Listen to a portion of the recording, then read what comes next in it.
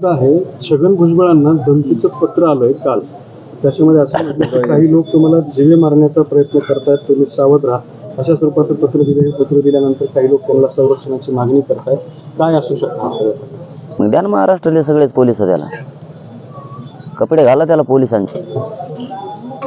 भंगार विचारायचं त्याला कोण मारेन कशाला? हो कोणी आपण म्हातारा माणूस आहे, म्हाताऱ्या माणसाला कशाला कोण मारेल? तेवढे संस्कार आहेत महाराष्ट्रातल्या लोकांवरती.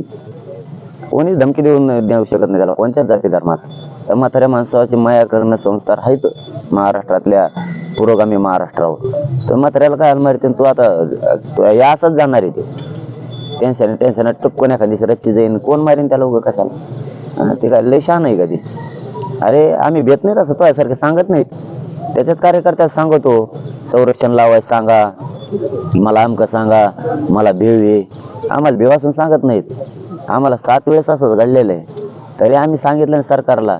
काल त्या साल्हेर किल्ल्यावर सुद्धा काय आहे आम्हाला माहित होतं ना. आमच्या गाडीवर कोणाचा टेम्पो आला, आम्ही सांगितलं का संरक्षण लाव का, काय घातपाताचा प्रकार होता. ते असलं त्यासारखं भंगार चाळे नाही करत आम्ही खेळतो त्याला. तो काय प्रकार घडला होता? काय घडला होता